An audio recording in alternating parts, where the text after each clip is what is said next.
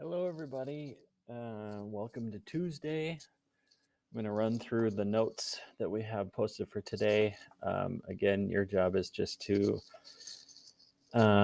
take notes like we would normally in class and try to learn some new material. This is from Chapter 14, Section 2. Psychoanalytic theories is the topic. We will continue with this tomorrow. We're meeting in class tomorrow. We'll do kind of a quick check-in, and I'll ask and see if there's any questions. We can maybe review the defense mechanisms, and then you'll just have the one assignment on that defense mechanisms quiz. So let's jump into it. The focus for today with psychoanalytic theories is, how does Freud define personality? How does Freud define personality? So I feel like this came up when we were talking about dreams, and we kind of covered this very briefly. But a core part of Freudian theory is this idea of the unconscious. And according to Freud, the unconscious is the part of the mind that contains material of which we are unaware, but that strongly influences conscious processes and behaviors. So conscious would be the part that I'm thinking right now, the things that are in my brain, in my head right now, that I'm thinking about. The unconscious is that stuff that's underneath or behind that we don't really have access to, but it influences the things that we do. So this includes our feelings, our thoughts, and our experiences. And a big idea that Freud introduced in terms of personality is that the stuff that happens to us when we're kids, particularly painful experiences from childhood, those things don't go away. They are stored in our unconscious. And so as adults, we might be carrying around these past experiences, and they might be influencing our behavior, whether we're aware of that or not. He argued then that those experiences have an impact on our adult personality and on our behavior. And so if I am somebody that is struggling with some kind of personality issues or behavioral issues, according to Freud, what I can do is go into therapy and find an analyst who will help me uncover what's going on in my unconscious mind so that we can root that out and make change. One of the ways that the unconscious makes itself known is through something called a Freudian slip. A Freudian slip is the idea that I would say one thing even though I meant to say something different. Oftentimes, what bubbles up are things that are embarrassing. Oftentimes, it's some kind of something related to sexuality. If you're bored, you can watch this clip of people on TV making mistakes, and Freud would say that those are not mistakes, they're not accidents, that's actually a little bit of your unconscious popping up, bubbling up to the surface. So I'll let you watch that when you, have a spare minute. You can go into that on your own. An additional component to this, and I think we talked about this in kind of a very brief way when we talked about dreams, but he says the energy in our personality comes from two powerful instincts or urges. And he calls these the life instinct and the death instinct. The life instinct is otherwise known as your libido, that's sexual energy. The death instinct he calls thanatos. And so basically, if we boil all behavior down, where does the energy for what we're doing come from? Freud says it's either life or death. All things lead back to this. So in terms of life, this, generally speaking, he's talking in terms of sex or pleasure-seeking urges. When he talks about death, he's talking about destructiveness and aggression. So sex and aggression are the two kind of urges that are pushing human behavior, according to Freud. Now, we'll just take a quick time out to let you know that I'm sharing the ideas of Sigmund Freud. This stuff is out there. We will actually talk about some of the critiques of Freudian theory on Thursday when we get into the notes on Neo-Freudians. We will talk about a number of people that kind of take up the mantle of psychoanalytic theories and adjust some things. And most of the critiques are about, this in particular. Not everything comes back to sex and aggression. So if you're skeptical, I think that's probably healthy. And yes, this would be a little bit limiting in terms of, explaining everything that human beings do. But this is what Freud was thinking. The other thing we have to understand is that Freud is coming out of a particular context. It's the early 1900s, think like the Victorian era, and sexuality was something that people didn't talk about. It was, not considered polite or something that people would discuss, anything related to sexuality. So he was seeing lots of people that were having these kind of bizarre behavioral quirks, and he thought that it came back to repressed sexuality.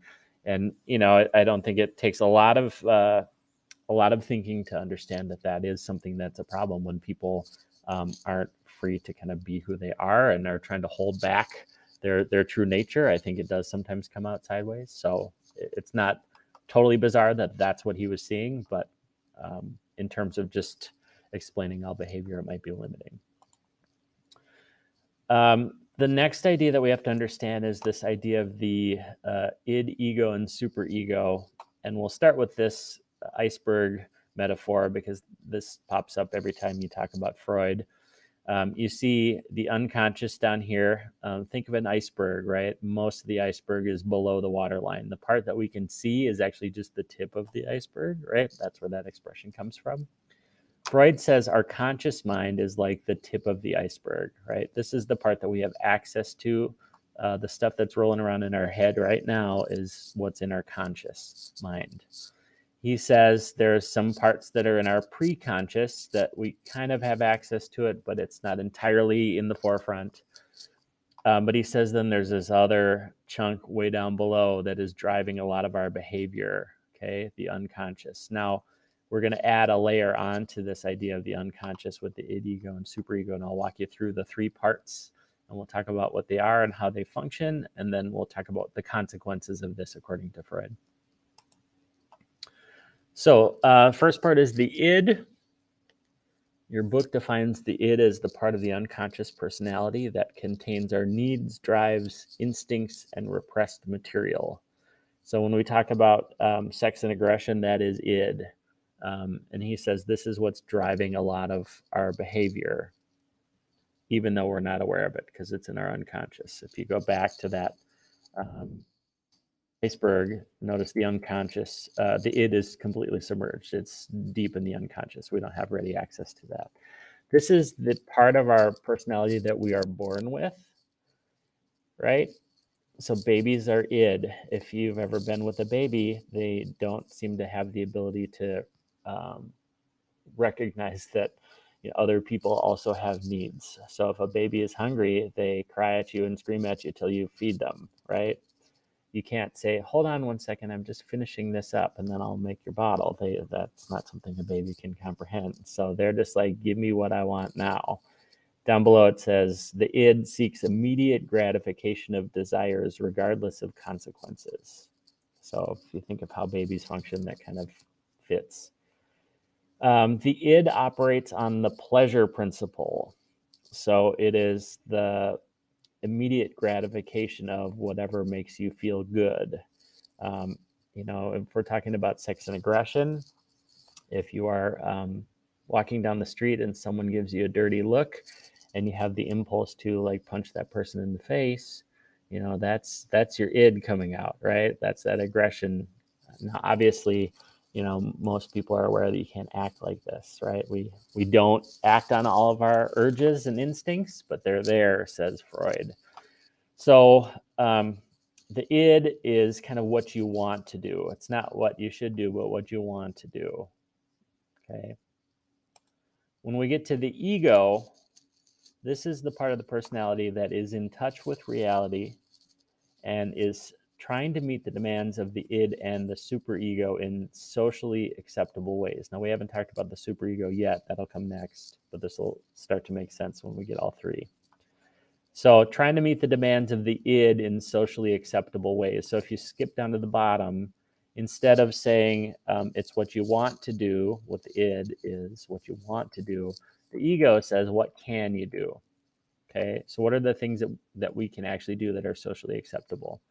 So maybe that person on the street that's frustrating me, instead of punching him in the face, I give him a dirty look, Okay, that's a little bit of that aggressiveness coming out. So the ego operates on the reality principle. So it's what you can get away with in socially acceptable ways. If we acted out all of our urges from the id, we'd be thrown in prison, right? So the ego is trying to balance that with what can we do. The ego forms somewhere between ages 2 and 3. And so as kids get a little bit older, they start to be able to understand that, oh, there are other people and I can't just get everything I want immediately, right? That instant gratification is not possible.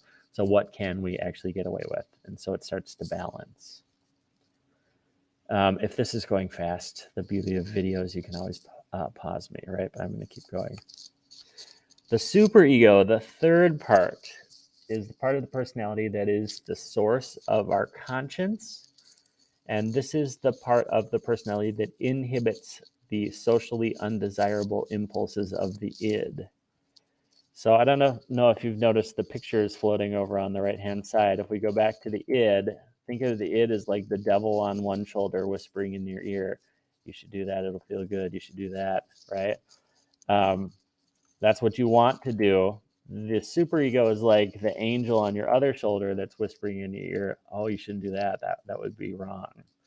So think of the superego as what you should do, not what you want to do, not what you can actually get away with, but this is like that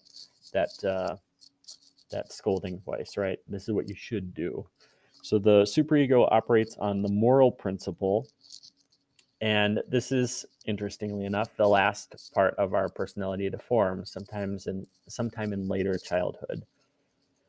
So if we go all the way back to this iceberg, the id is unconscious completely.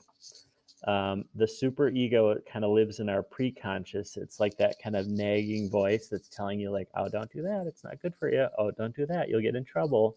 That voice is kind of in the background a little bit, right? It says the ego is kind of floating all through all 3 levels, but the ego is the most conscious, right? It's what we can actually get away with, and it's trying to balance out what the id is saying and what the superego is saying. That's what the ego is doing, that balancing act. Now, if this is not making sense, I would say read section 2 of chapter 14 first, watch these notes again, and I think after you see this a couple of times, the dots will start to connect. At the table, I was going to have you do some conversation here about the different voices, and this tends to be kind of a fun activity, but we're not in class. So you think about this on your own and think about how the id, ego, and superego might respond in this situation. So scenario is your parents ground you for a month during prom week for failing 3 classes. You've been planning to go to the prom for months. So what would your id say? What would your superego say? What would your ego say? If you can answer this, then that means that what we've been talking about makes sense. So pause me and think, and maybe even write down your responses. And you can test yourself right now. So pause. All right, I'm back. You unpaused me. What would the id say in this scenario? The id would say, just go to prom. Who cares what your parents say, right? Because the id is all about immediate gratification, doesn't care about consequences, doesn't care about following rules, right? Your superego, that angel on your other shoulder, would be like, oh, well, you should stay home because it's your fault for failing classes anyway. Instead of going to prom, you should probably spend that time studying so you can get your grades back on track. Think of that as that kind of what you should do moral voice. And the ego is then trying to balance those 2 things out. So what is the response of the ego? You might have come up with something more interesting, more creative. The ego might try to negotiate with your parents and say, look, I'm going to talk to my teachers. I'll come up with a plan. Can I go to the prom, but I won't go to the after party, right? Some kind of in between where you get some of what you want, but in a more socially acceptable way. If you had something similar to that, there's probably lots of ways to answer, but if you're getting the vibe of those different voices, then I think you're on track. The last part to this is then the defense mechanisms. So that conflict that we just saw in the example is because there's a conflict in the demands of the id and the superego. Okay, so Freud says this is that conflict drives a lot of our behavior, right? We have these urges that we kind of want gratified, but we know that we can't act that way. Your ego is then in the middle trying to do this balancing act, and that conflict drives a lot of our behavior. Freud says that there are defense mechanisms that help us help your ego manage those demands. And that happens because the defense mechanisms operate at unconscious levels to help the ego reduce anxiety through self-deception. So essentially what that definition says is our ego, we basically lie to ourselves to reduce anxiety, to get rid of that conflict. And again, this is unconscious. So we're not necessarily aware that this is happening. Once we get into the examples, I think you're going to recognize this because we all do these things all the time. Freud says defense mechanisms are how the ego tries to manage that conflict. So let's get into them. There are 8. The assignment that's posted for Wednesday tomorrow is basically a quiz where you're just labeling different examples of the defense mechanisms. So if you can answer the questions on the quiz, you're doing just fine. So our first 2, rationalization and repression. Freud says rationalization is where we make up acceptable excuses for behaviors that cause anxiety. Now, ordinarily, as we go through these, I would be asking people to think of examples. I will try to give you some examples. If you can think of additional examples that fit, then you know that these are making sense. So again, the beauty of video, you can pause me at any time. You might even write down some examples so we can check in tomorrow and make sure this is making sense. Rationalization, I think, is pretty straightforward though, right? I come up with some excuse for things that are causing me anxiety. So if I fail a test, I didn't fail the test because I did something wrong. I say my teacher doesn't like me, or they didn't teach that, or it wasn't fair, or everybody failed. I'm coming up with excuses that take the burden of the problem away from me and put it onto somebody else so that I don't have to feel the anxiety of that. If everybody failed the test, then I'm not a bad student, right? There was something wrong with the test or something wrong with the teacher. So that reduces anxiety. I typically find myself rationalizing when I'm buying things that I don't need. I don't know if you have Amazon shopping sprees that are totally pointless things that you're buying. But I find myself sometimes going, oh, this would be helpful because even though it's some junk that I don't need and I'm spending money I don't necessarily need to spend. So that's a frequent rationalization. You might have other examples of making up these kinds of excuses for yourself so you can reduce anxiety. Second one is repression. Repression is taking painful or unacceptable thoughts and shoving them down into our unconscious. So we literally don't remember the thing happening. Freud says that some of the stuff that happens to us in childhood, we repress those memories. And so we're not aware that painful things happen to us as a child. And it might be, you were mistreated by a parent or some kind of trauma happened and we shove those down into our unconscious. But again, it doesn't go away. It's lurking in the unconscious and it kind of bubbles up and is impacting our adult behavior, but we're not aware that it's happening because it's down in our unconscious. So that's how repression functions. So this is a hard one to give an example for because the person is not aware of the memory because they've repressed them. But I think the concept makes sense. Hopefully. Our next 2 are denial and regression. Denial is refusing to accept the reality of something that causes anxiety. So we have a guy here with his head in the sand. Everybody else knows that this thing is happening, and the person themselves that is the the main character in this drama doesn't see it. The example I always use is if you know somebody that's in a relationship and their significant other is cheating on them, and that partner doesn't recognize that there's cheating happening, and there's obvious signs and cues that their other friends will all see, and they even say things like, oh, you should not be with that person because they're terrible and blah, blah, blah. And the partner is like, what are you talking about? He's great. That is denial.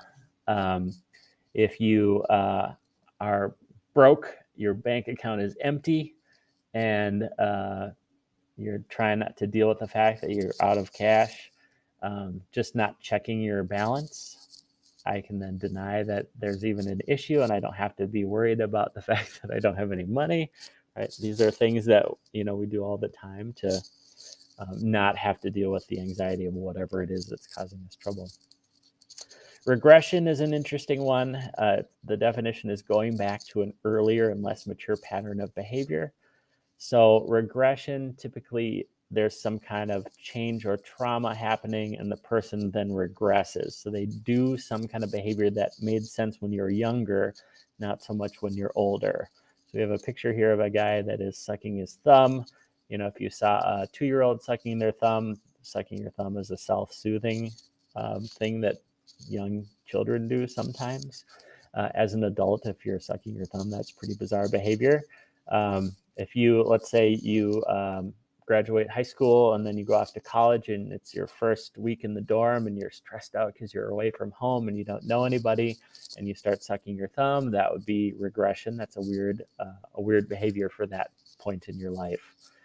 There could be other kinds of regression. It doesn't have to be thumb sucking, but if I'm acting in a way, if I'm an adult and I'm acting like a spoiled teenager because my boss is telling me something and I'm upset about that, that would be regression. Right? There's lots of ways that one can play out. The next two are my favorites, projection and reaction formation. And I think that these two are also kind of, they get confused for each other a little bit. So I'm going to try to help you make sure you understand how these work. Projection is defined as unconsciously transferring unacceptable traits onto others. If you think of what a projector is, we have light coming from the projector that shines onto the wall, like a movie projector. It's shining the light away. So projection, I'm taking unacceptable traits that I have and I'm shining those onto other people. So in this picture, we have apparently a woman, because she's wearing a triangle skirt, who says, I hate my mother, I hate my daughter. The projection is that she's unhappy with herself. She's not happy with her own self. So she's then pushing that onto other people. If let's say my number one trait is, I don't think that I am courageous, that I think that I'm weak and I don't have the courage to stand up for things I believe in. The thing that I will notice in other people as their problem is that they are not standing up for what they believe in. And I'll point that out when I see it in other people, not recognizing that really it's the thing about me that I'm most anxious about. So I'm taking my unacceptable stuff and I'm noticing it, I'm seeing it in other people. Reaction formation is kind of similar in the sense that there's an unacceptable feeling, but instead of me putting it onto somebody else, like in projection, what I'm doing is I'm taking that unacceptable thing about myself and I'm replacing it with its opposite. So if my thought was, I am not courageous, or I'm not standing up for whatever, if that's my number one anxiety about myself, then I'm going to be this person that throws myself into every situation where I'm sticking up for people and jumping in to be that person. I'm overdoing it in the other direction. I put this picture here. There's a thing called short man's disease, where typically smaller guys, their anxiety about themselves is that they're small and they're a man, and you're supposed to be big and strong as a man. So how do they deal with that? They overcompensate by doing overly manly things. think of like toxic masculinity. These guys will be like, you know, way out on the front end of that kind of stuff. It might be a little guy that drives a huge truck with enormous tires, right? Or I'm doing something to be extra manly so that I can prove to everybody that I'm not, you know, the small, weak person that I think I am. So I'm taking that unacceptable thing and I'm flipping it to its opposite, but it's staying within me. I'm doing the opposite thing, as opposed to with projection. I'm taking that thing that I don't like about myself and I'm seeing it in everybody else. Our last two are displacement and sublimation, and these two kind of fit together as well. Sublimation is a kind of displacement, so this will hopefully make sense at the end. Displacement is taking feelings from their true source and I'm transferring them to another source that is safer or more socially acceptable.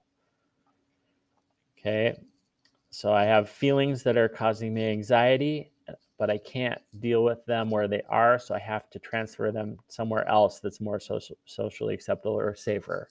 So let's say I'm at work and I get yelled at by my boss. I can't yell at my boss because I don't want to get fired, but I have that feeling that is causing me anxiety. So instead, I go home and I yell at my kids for not cleaning their room. So I can't yell at my boss, but I'll yell at my kids because what are the kids going to do, right? Or I get home after having a bad day at work and the dog is there to greet me and I kick the dog, right? Don't kick a dog. Dogs are wonderful creatures. So that is displacement. I'm taking that unacceptable feeling. I can't deal with it in its true source. I put it somewhere else that's safer or more socially acceptable. I don't know if yelling at your children is more socially acceptable, but parents do it all the time, right? Last one is sublimation. It says it's a kind of displacement because we're redirecting feelings from one place to another, more socially acceptable place. In this case, sublimation typically is really related to sexuality. So there's some kind of forbidden desire, right, that's being redirected. So I always, the joke I always use in class is, let's say you have a teenage boy that has certain feelings that he can't act on, but they're overwhelming him. So he redirects those feelings into something more socially accepted. So joins the track team and just runs and runs and runs, like burns that energy up somewhere else. I have a guy here punching a punching bag. Maybe there are other desires that he can't act on. So he's channeling that through the punching bag. It could be aggression, right? I'm mad about my life. I can't yell at my boss, so I just go home and punch the punching bag, or it could be something related to sexuality. So just to wrap this up, a lot of people critique Freud. A lot of people will point out different parts of these theories and say, oh, this is gibberish and nonsense. And there's not a lot of science here. And that's because Freud is operating at the very beginning of the 1900s when we don't have any of the technology to do a lot of the stuff that modern psychology did. So why do we still talk about Freud? A lot of this stuff has been kind of questioned at the very least, if not discredited. And your text talks about some of the changes that Freud brought to psychology. So, he recognized that forces exist in our personality and that problems can result from those personality issues. And that has been reinforced by a lot of the additional theories we're going to study later in the chapter. He talks about the importance of childhood and infancy and how that contributes to the development of personality. So I think he was the first to kind of help us see that, our early childhood is important for how we develop. He was one of the first psychologists to demonstrate how personalities developed. And he was the first to propose theories to understand and explain human behavior. So even though some of those theories now are critiqued, and you can find all kinds of stuff where people are critiquing some of his ideas, even some of the stuff we'll see later in the week, he still comes up for those reasons. Plus, some of the stuff is super fun to talk about anyway. So that's why we do it. The defense mechanism quiz is officially our assignment for tomorrow. You can start doing that work today if you are bored or need something to do. But that's what we'll do tomorrow in class is do a quick check-in. I want to make sure the defense mechanisms make sense, and then you're going to have time to work on that quiz. Hopefully this was useful. I will see you again on